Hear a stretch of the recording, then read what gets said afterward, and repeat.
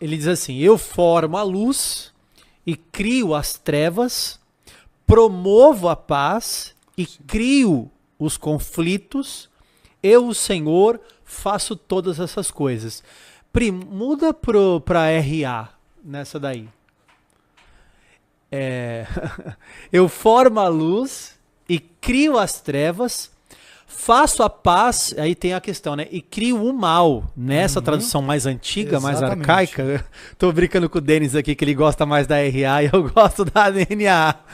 Aí ele diz assim: faço a paz e crio o mal, que é o tema de hoje aqui do podcast. Eu, o Senhor, faço todas essas coisas. Quer dizer, Deus faz o mal. Então, pois é, tá, né? Lá, eu faço a paz e crio o mal. E crio o mal, perfeito, né? Isso aí é um prato cheio para os ateus. Inclusive, não só ateus, mas também calvinistas como Vincent Cheung, ele vai, a partir desse texto, ter uma leitura que envolve essa ideia de Deus planejar o mal, causar o mal e tudo, né? Então, essa ideia aqui, a expressão eu formo a luz, Yotzer Or, Uvore Rocher, e crio as trevas, Ose Shalom, Uvore Ra, e crio o mal. Aqui nós temos uma série de verbos no particípio, né? A ideia é, eu estou formando a luz, estou criando as trevas, estou fazendo a paz, estou criando o mal. A ideia é de algo que Deus está fazendo. Olha que interessante. Para entendermos esse texto, o que eu diria que mais simples, curiosamente, parece ser bem difícil, mas não é tão difícil assim, basta lermos o contexto. De acordo com os estudiosos, Isaías 45:7, ele faz parte do assim chamado oráculo de Ciro, que abrange Isaías 44, versículo 24, até o capítulo 45, versículo 7. E nesse oráculo, Deus promete, entre outras coisas, levantar Ciro, futuro rei da Pérsia, como um conquistador de diversas nações. Por exemplo, Isaías 45, versículos 1 a 4 dirá isso. E também Deus o levantará como o libertador de Judá, ali no contexto do exílio babilônico. Você vê isso em Isaías 44, versículos 26 a 28. E aí, no que se refere a esse último caso, sabe-se que Ciro, por exemplo, ele conquista a Babilônia em 539 a.C., e ao fazê-lo, ele emite um decreto que vai libertar, por exemplo, os judeus e permitirá que estes sejam repatriados à sua terra no contexto pós-exílico. Pois bem, o que nós queremos dizer com isso?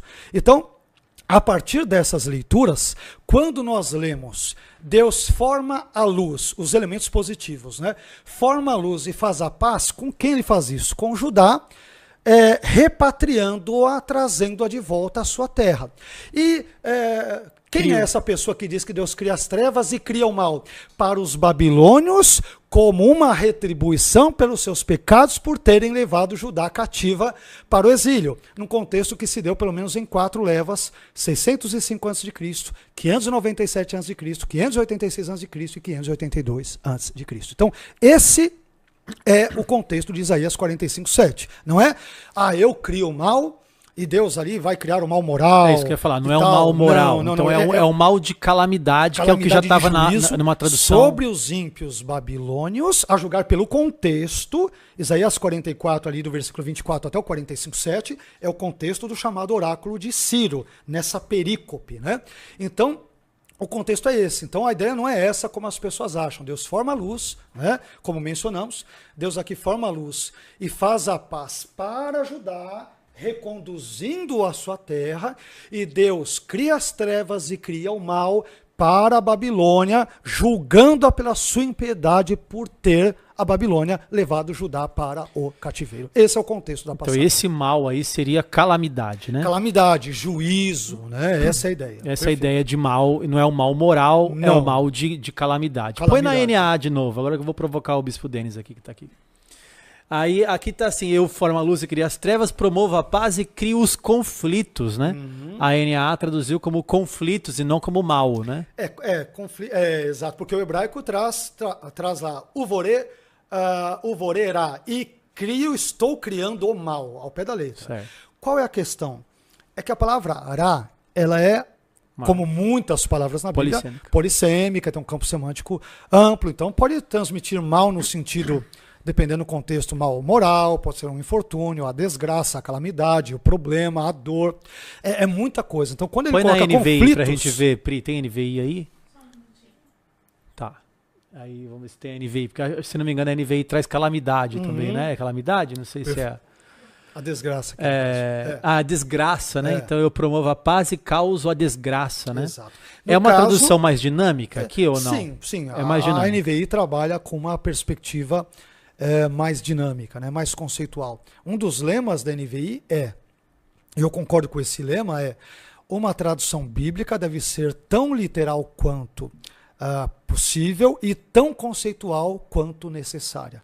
Então, se a tradução literal ficar ruim ou der margem para erros, por exemplo, Deus cria o mal, a pessoa, ao pé da letra, diz, vorerá, eu estou criando o mal, eu participo. É o que cria o que está criando. Então, o leigo vai ler, vai dizer assim, Deus criou o mal. Então, você tem, como eu disse, tem ateus, tem muitos ateus que com base nas traduções nossas da ARC ou da ARA, eles vão dizer, tá vendo? A Bíblia de vocês, judeus e cristãos, explicitamente diz que o Deus de vocês é malévolo e cria um mal. E essas pessoas, obviamente, não devem conhecer hebraico, não devem ter lido nem o contexto de Isaías, não devem ter lido a Bíblia uma vez inteira sequer. E aí vão dizer que Deus é mau, quando, na verdade, a ideia é de um juízo. Deus está fazendo algo bom. Ele é justo, está punindo aqueles que levaram Judá para o cativeiro. Como ele é justo, ele está punindo-os. O que a gente espera de um juiz justo? Que ele puna o pecador. É o que Deus está fazendo aqui.